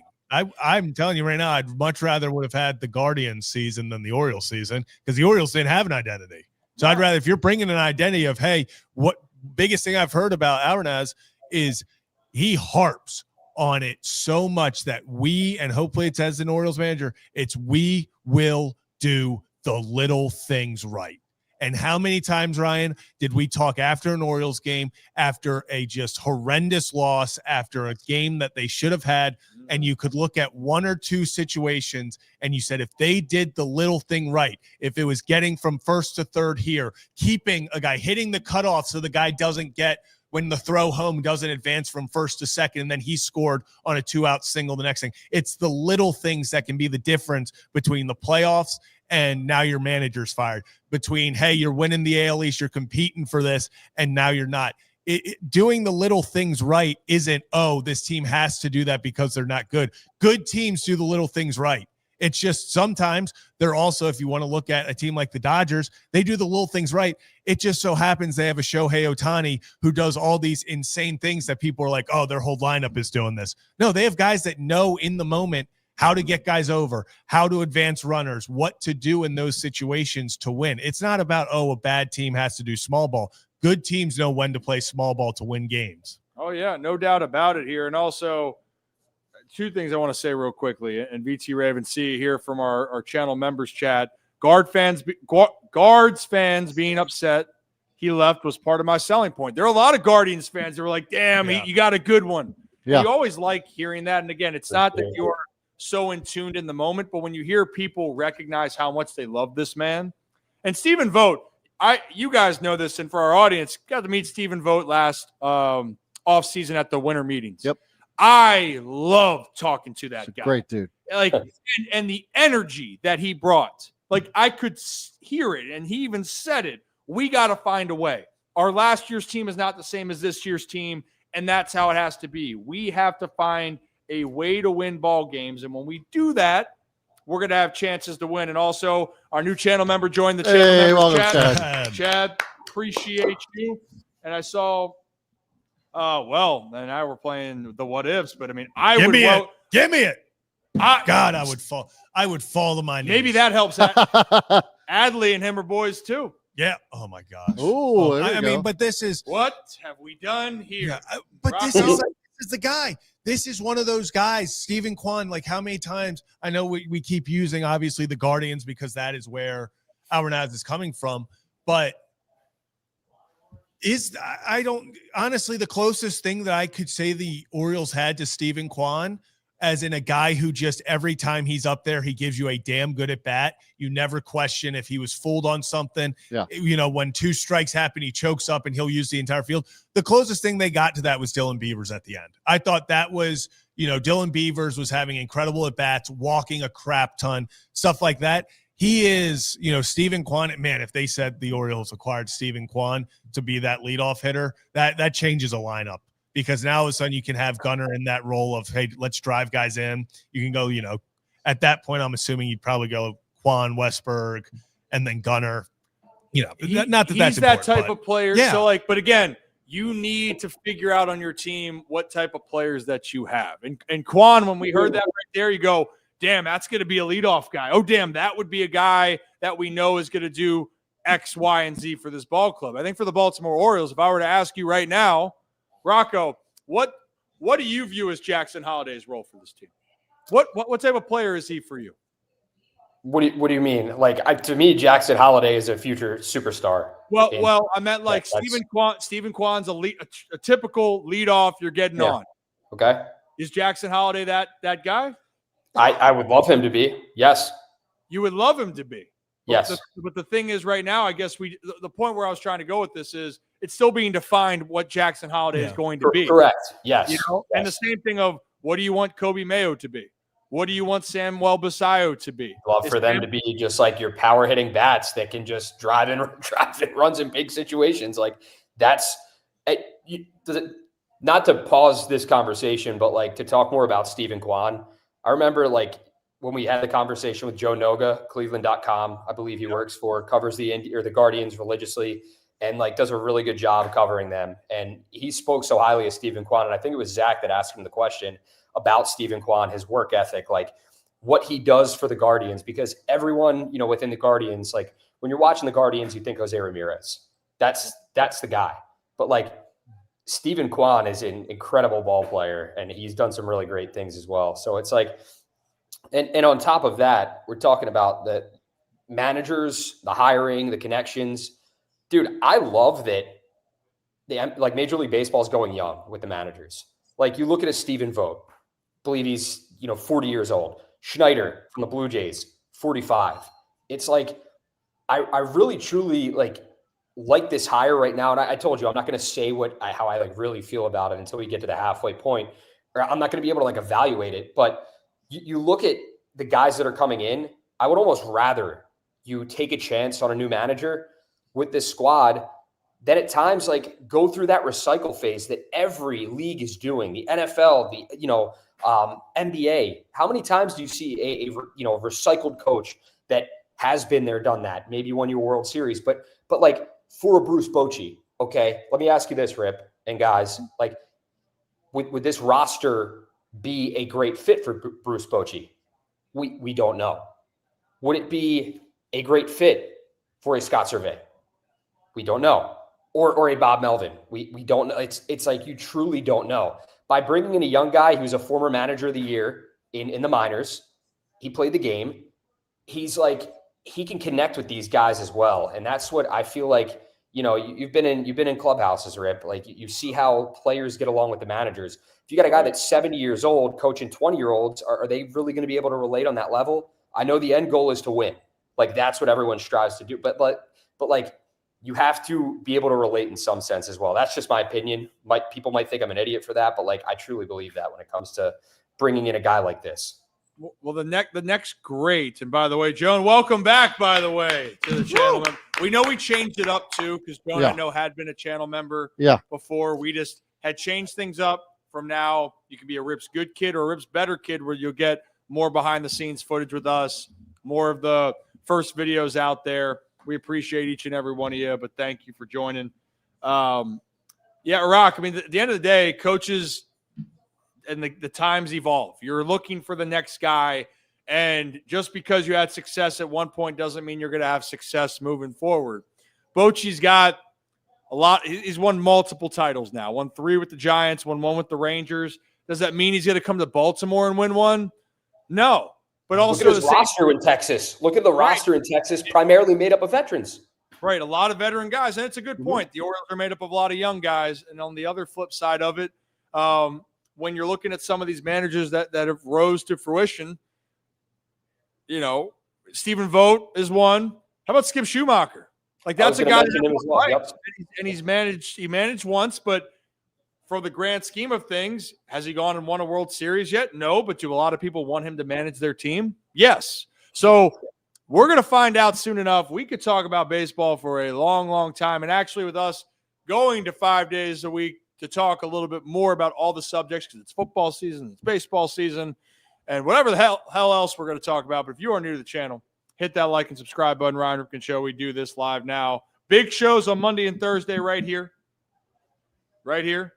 And the other days, we'll be live at 5, whether it's the horizontal streams like this or vertical live. You can do it right on your phone, on your iPhone and Android, Brad. Mm-hmm.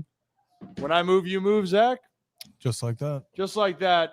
So to move on, am I missing anything else? The World Series is tonight. Yeah, it's game 3. Yeah. I think the Blue Jays have a legit shot to win this World Series. Am I crazy? Hot take. Is that an overreaction? Hot take.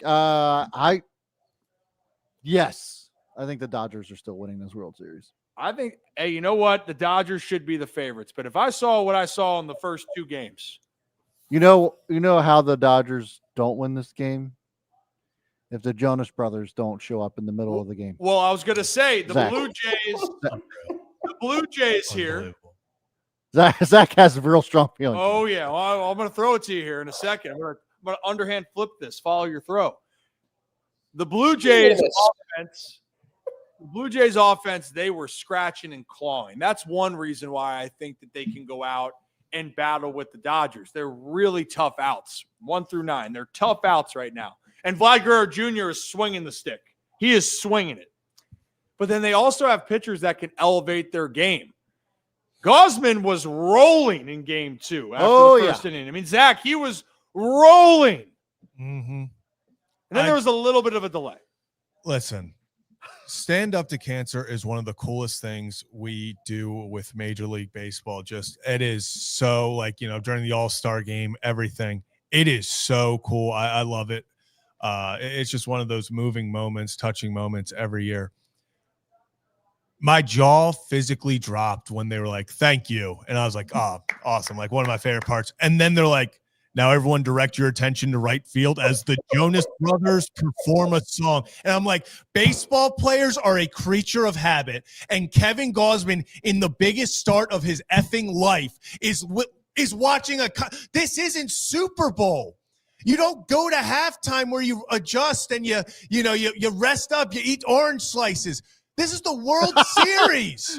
This is the World Series, and we're having the Jonas Brothers perform in between an inning. Like, I was sitting there, and I was like, what are you supposed to do here? I would have loved for them to do the performance before the game. Yeah. Yeah, like, and it would have been amazing if for this, and to give the moment, and like as a viewer at home, the viewer at home, you're going, man, this is amazing. And no player's going to come out there and say, oh, well, it threw me off. But you are right with players are creature of habits. When they go to play, I just don't know why stay in a routine. I just don't know why we decided, like, out of nowhere to have that in the middle of the game.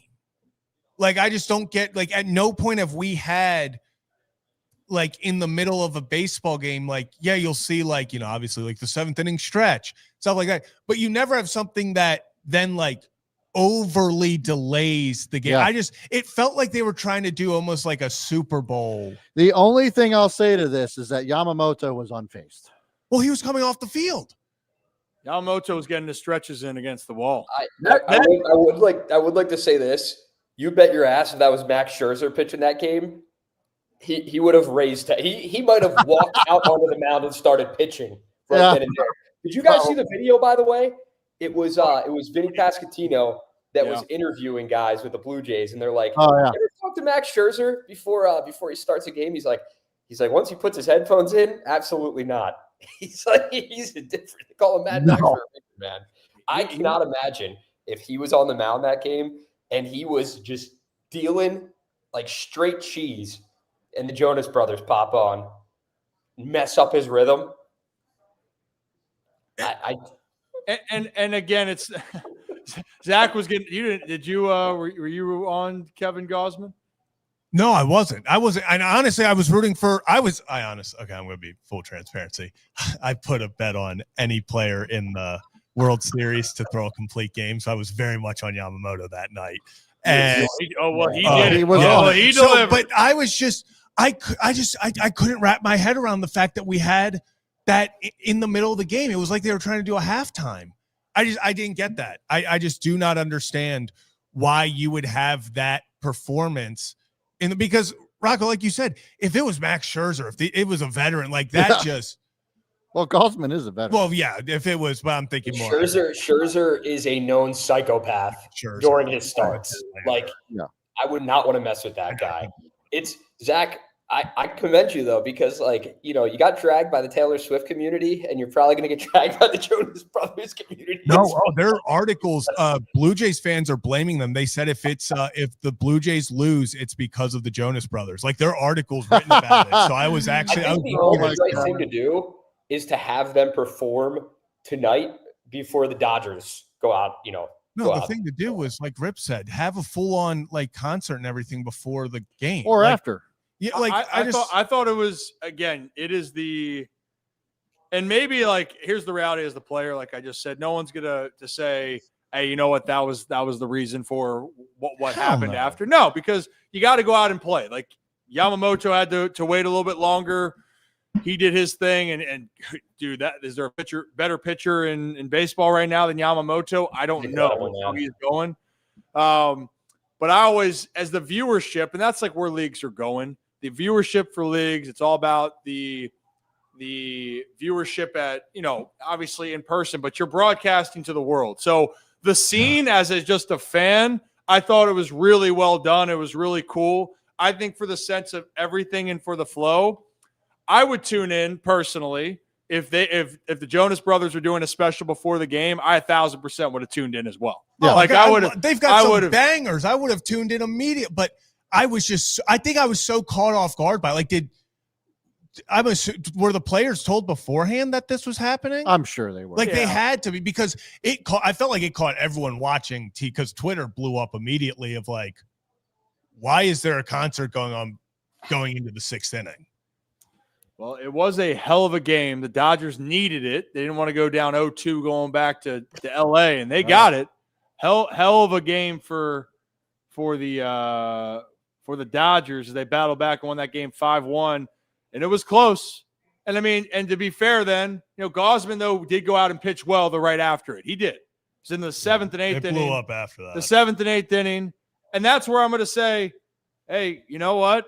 They tracked the splitter down. Yeah, Yamamoto was just that much better. Yeah. I mean, that dude, for as great as Gausman was after the first inning, Yamamoto retired 20 straight. All right, Rip. I've put this out on Twitter a few times. I want your answer.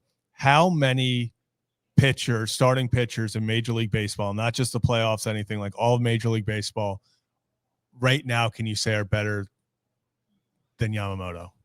I don't think there's right now. I don't just not in the postseason. I mean, I agree. Rocco, do you have someone? You said no. not. I'm saying not in. Or you're saying like that we're in the postseason, or just no? Like I said not like just in baseball. I'm saying it's not like who's left in the postseason.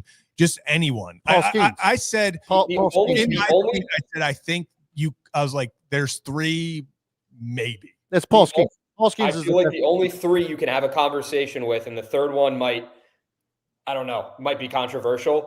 Is I don't know who your third Skeens, Skubal, and a healthy Garrett Cole.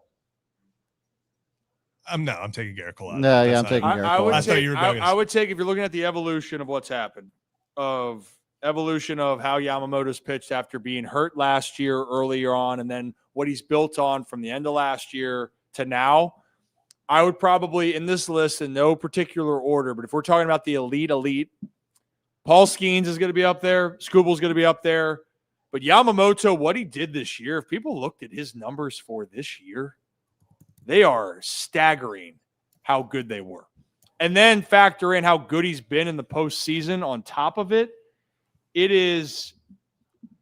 I'm still taking Paul Skeens over everybody else. Paul Skeens. So I'm putting the elite category. Oh, I know. I'm just saying, like overall, Paul Skeens is the best pitcher in baseball. I mean, he was. He was. Yeah. No doubt about it. But Yamamoto here, 2.49 ERA in 30 starts this year. And then in the postseason now he has 2 complete games. In a time where we just don't see complete games anymore. Right. I think that's the part that has been so exciting. And he almost no-hit the Orioles until he didn't. Not everyone can get Yamamoto out in the 9th. That's okay. That's right.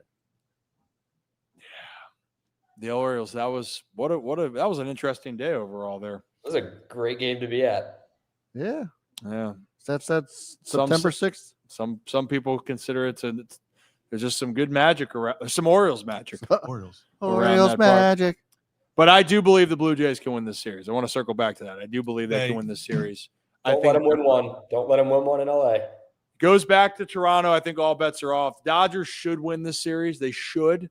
But I think Toronto has the capabilities of how they swing the bat. Tonight is a must-win for Toronto.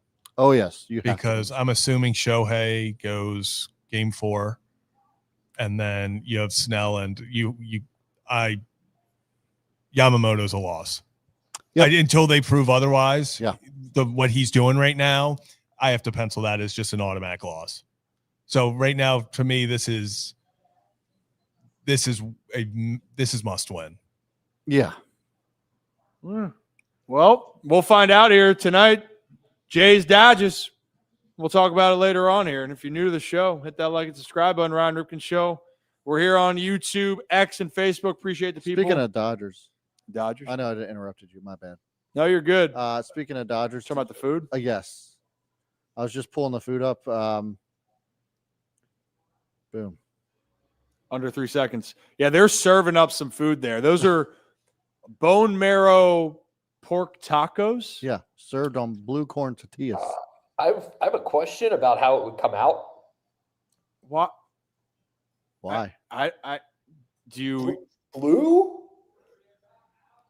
Have you ever eaten? You never had a blue corn tortilla? Have you ever had blue chips? No, I've had like the blue chips that are like brownish colored, not like a Smurf. Okay. Have you ever had purple? They actually sweet have blue potatoes? corn. There's blue corn that exists, and it comes out with the blue corn tortilla. Yeah, I don't think. And he's saying because Rocco and stomach issues. Like, what would that look like for him? Dude, the last 2 days. No, we don't need to know. No, Been rough, we don't man. We don't want to know.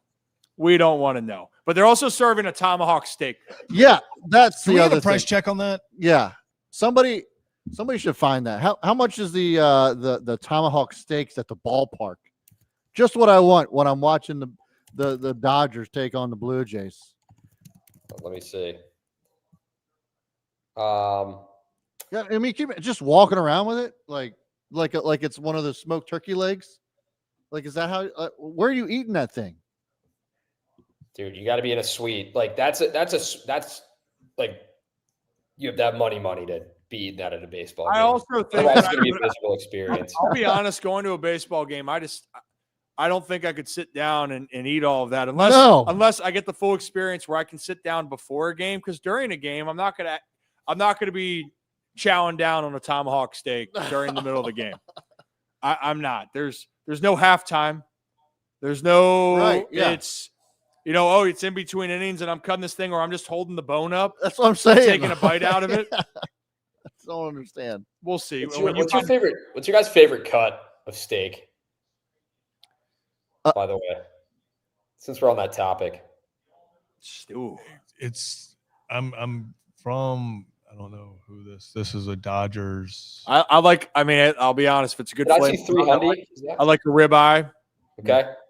Ribeye and filet, probably. I'm just looking at Zach's face. It's apparently it's over $150, Yeah. which makes I saw 300 somewhere, Zach, but I could be wrong. That's no one insane. knows the official price. We're going to find out obviously tonight, and that's going to be If you're going to the game to get that tomahawk steak, good for you. That is. And tag us. Be a real shame if we had like a correspondent that could go to LA and just report on this for the Ryan Ripken show. Oh, I mean, the ribeye is always good. Harrison? Oh, Jerry Harrison Jr. Should I ask him? Yeah, much? text yeah. him, see if he's getting a Should ask tomahawk him. tonight. Yeah, you should ask him that. I was going to say that ribeye is always a good go-to, but a good flank steak is also really good. Oh, You ever had a porterhouse, Brad? Yeah. I think I've had every single. Yeah, steak. tell Jerry we need him to call in right now and try it. Porterhouse is the porterhouse is all three, right? Yes. I went to a place wait, in is Jersey that one the- time, and it was like just the like the Skattebo? fillet cut was unbelievable on that. It was like the fillet, it was all three. So it was like, What's that? The fillet, the strip, and the ribeye? All yeah, one? yep. So Dude, it was unbelievable. I love steak. I'm a big steak guy. Me too. I'm actually texting Jerry right now. Rip, I'm going to be so honest with Do you. you If get we this went before to a the game? Dodgers game and you rolled up and you came back with the tomahawk steak, I would just simply for pure, like I would slap it out of your hand. I'd be like, absolutely not. I'd be like, we're not doing that. Listen, but we did have Dynamite. the hot dogs. Yes. Warehouse dogs, right, Brad? Warehouse, yeah, Jesus Christ. Those are big. That was one of those things where it was awesome going down. It was super flavorful, and we were all like, "Damn, this is actually really good." Very good. And then, like an inning and a half later, you're sitting there and you're like, "I gotta go for a walk." My stomach was in so much pain the next day. Like I felt like someone was like just had their hand inside my stomach and just was twisting. Well, you know what? I thought your body would be used to it because no one has some longer. You have moments and you have late night moments and you have all that. Which we can have IBS. You definitely have. You know what? That can be another. Well, for our channel members, when Rocco goes to the doctor to see if he's diagnosed with IBS, but that'll be for our channel members, which that might be a perk or it might be a punishment. I don't know. Yeah. But to move on with this, we ought to keep it rolling as we get closer to wrapping up. We got to go around Maryland here, Zach, because we did touch a little bit on the Orioles and the Ravens. But let's go around Maryland on the rest of the topics that you might have missed. Brought to you by our friends over at That's a Tortilla. Oh, we gotta remove that one. Now we're good. Hey! We want around Maryland brought to you by our friends over there at Next Move, Charm City, and the Belanger team over at Lone Depot. If you're looking to make your Next Move. Check out Next Move Charm City. Whether you're looking for, I love my favorite line was Shore. I got it right here. Hold on. Second. Uh-oh. Oh, got it right here. Reach out to Brett Ritchie and Shannon Toback. They are your MVPs, and they bring championship-level strategy and hustle to every deal. And wherever your life takes you, to city, suburbs, or shore. Don't just make a move, make the right move with Next Move. So, fellas, we got into the Ravens already. We got into the Orioles. The Commanders play tonight, which we'll get to Bali's best bet here in a moment. They take on the Chiefs in Kansas City. Not looking good for them. No Jaden Daniels. No. They are getting Terry McLaurin Has back. Marcus Mariota not walked into Arrowhead and beaten Mahomes before in the playoffs? Was it Mahomes or Alex Smith? Wasn't that Mahomes? No. No, because Mahomes, the Titans never got to the AFC Championship game, and that's really all the place that Mahomes has ever lost. Yeah. He's only lost in the AFC Championship game. What, the game he caught the pass? That was Alex Smith's last year. Yeah. It's all right. We'll learn to know ball together. Oh, I'm thinking when they they faced the Bengals after in the AFC Championship game. Yeah, because Mahomes has never not been in the AFC Championship game. Well, folks, Mama's wrong again. Mama's wrong again. Well, Mama is right about this. The Commanders, look, they're trying to find their way, and it's hard to win when you don't have a franchise quarterback. Jaden Daniels not playing. The Chiefs are playing like a Super Bowl contender again. Mahomes and that offense have been humming. Rashee Rice is back. Hollywood Brown's playing well. Pacheco seems to be getting better. It's an uphill battle for the Commanders tonight. And then the Terps, guys, they had a bye week. The buzz around Maryland, unfortunately, has dropped off a little bit. But if you believe in the dogs, Terps are huge underdogs this week as they welcome the Hoosiers, who are off a 50-burger win against the UCLA Bruins, the team that Maryland just lost to just the week prior out there in L.A.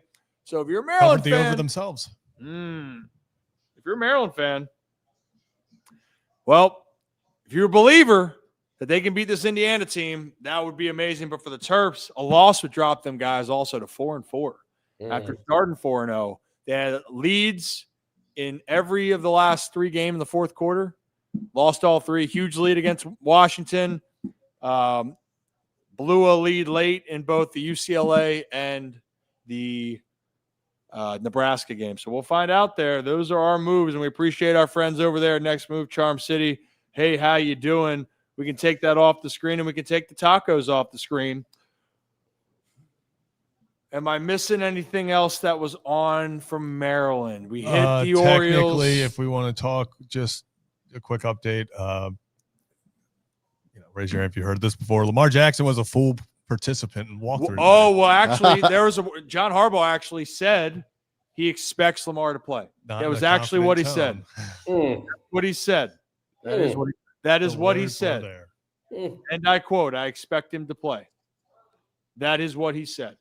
I expect to win $1 million one day. So you expect to win $1 million. So you're going to put down a wild bet? Throwing things out that may or may not happen. Okay.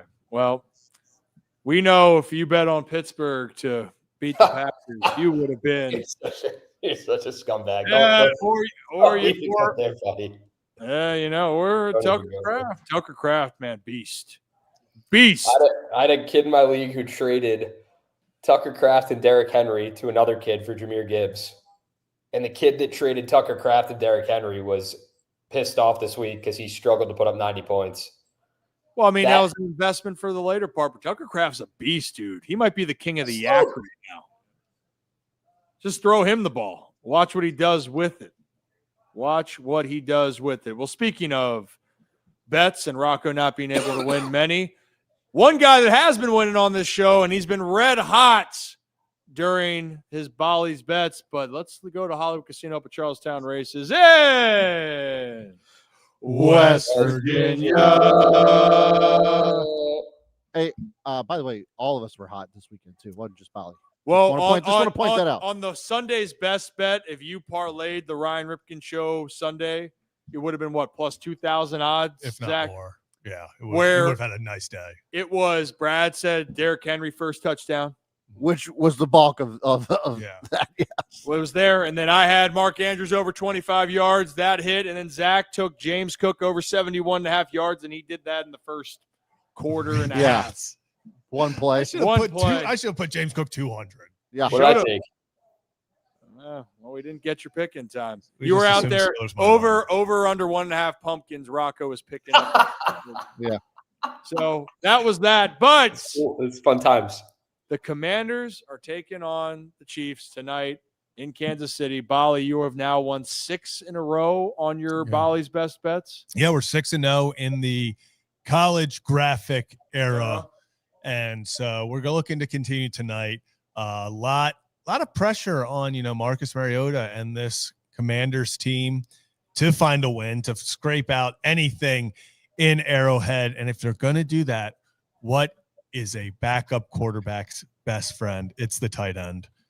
We're going Zach Ertz, 30-plus yards. We just need 30. We just need 30. Get your check downs. No one's open. You can't hit Terry deep. All of a sudden, Debo's not open. Check it down to your guy, Zach Ertz. I think he's been over this in all but one, I believe. I also looked at his receptions. I just think it's, we're ending National Tight End Weekend on a positive. Zach Ertz. Let's do it. So Zach Ertz, and I you're like right. it. You're right. Zach Ertz, What are the odds there again? That's minus 112.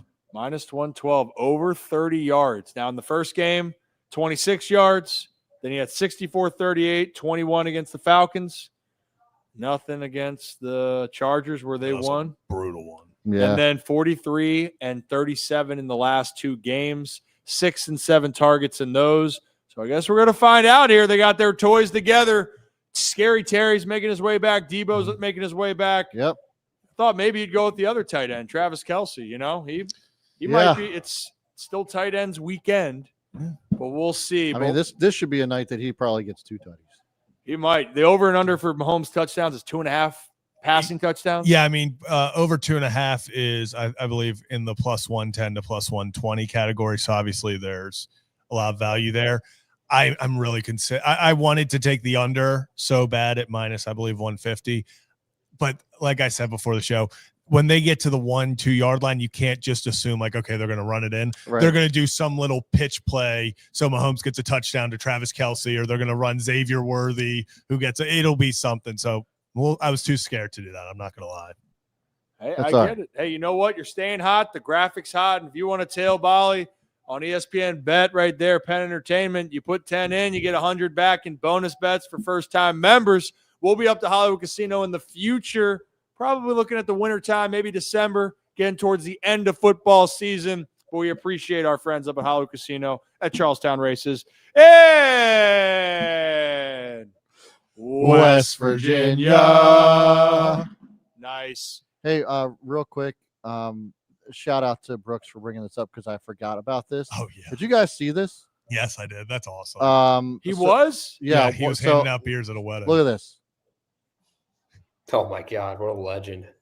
Clancy, legendary beer man over at Oriole Park at Camden Yards, actually was handing out beers at a wedding ceremony. That's amazing. Is that not awesome?